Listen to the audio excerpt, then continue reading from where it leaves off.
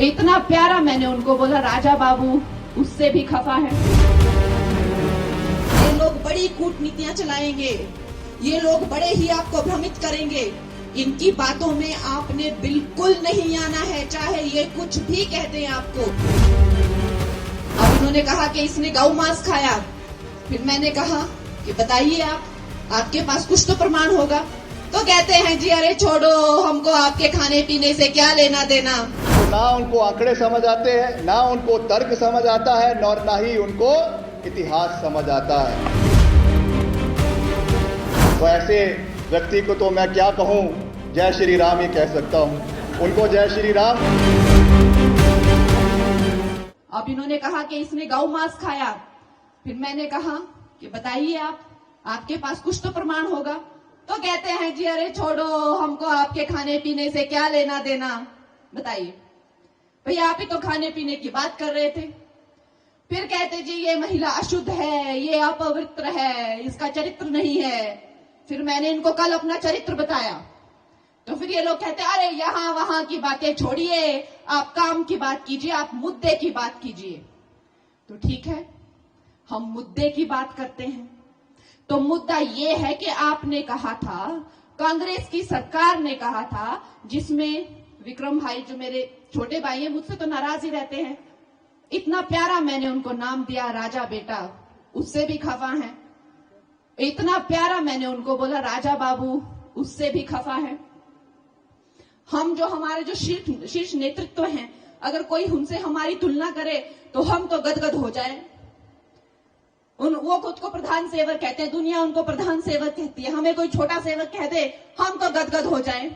हमने उनको छोटा पप्पू क्या बोल दिया, अरे वो तो मुंह फुला के बैठ गए। उनको उस पे भी गुस्सा आ गया। मुझे कहते हैं मैंने अभद्र भाषा यूज की। अरे भाई, किसी को प्यार से छोटा पप्पू, राजा बाबू, राजा बेटा, ये तो बड़े ही प्यारे शब्द होते हैं, हम छोटे छोटे बच्चों के लिए यूज करते हैं। छोटा भैया है वो, उसको मैंने प्यार से बोल दिया, बड़ा नाराज हो गया।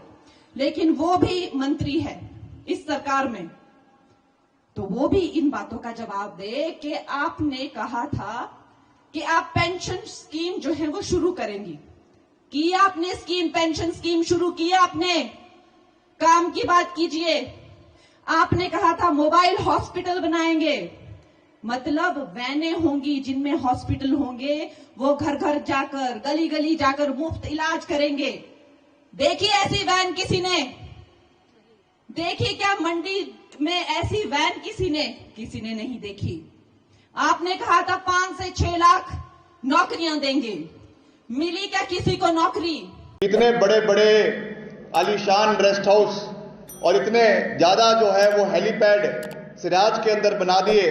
एक और कहते हैं कि मैं हिमाचल का मुख्यमंत्री था, मंडी का मुख्यमंत्री था, मगर हमें ये बात कहते हुए दुख है। और ऐसा नहीं है कि सिराज के लोगों के साथ हमारा कोई बैर है। मैं आज भी इस मंच से कह रहा हूं और खुले मन से कह रहा हूं, जयराम जी, आपके सिराज में इस विधानसभा क्षेत्र में ऐसा डेंट मारेंगे कि आपको भी याद रहेगा कि क्या विक्रमादित्य सिंह क्या चीज है।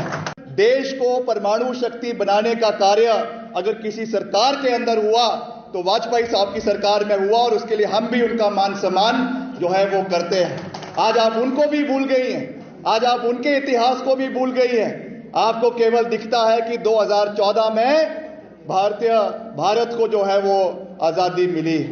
तो मैं जहां बात कर रहा था तर्क की, मैं जहां बात कर रहा था इतिहास की, मैं जहां बात कर रहा था आंकड़ों की, तो ना उनको आंकड़े समझ आते हैं, ना उनको तर्क समझ आता है, और ना ही उनको इतिहास समझ आता है। तो ऐसे व्यक्ति को तो मैं क्या कहूं, जय श्री राम ही कह सकता हूं। उनको जय श्री राम, मगर उनको चिंता करने की आवश्यकता नहीं है। मंडी संसदीय क्षेत्र की जनता प्रबुद्ध है, पढ़ी लिखी है और हर चीज को बहुत अच्छे तरीके से जानती है।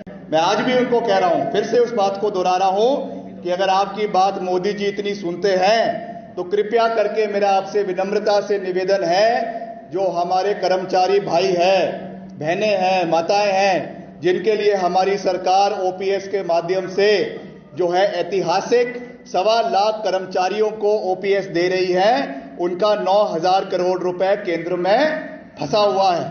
अगर आपकी इतनी चलती है मोदी जी के साथ, तो आप भाषण में कहिए कि ये पैसा मैं दिल्ली से कर्मचारियों के लिए लेकर आऊंगा, तो मैं भी कंगना जी का मुरीद हो जाऊंगा अगर वो ये पैसा हिमाचल के लिए लाएंगी या इसके बारे में बात करेंगी।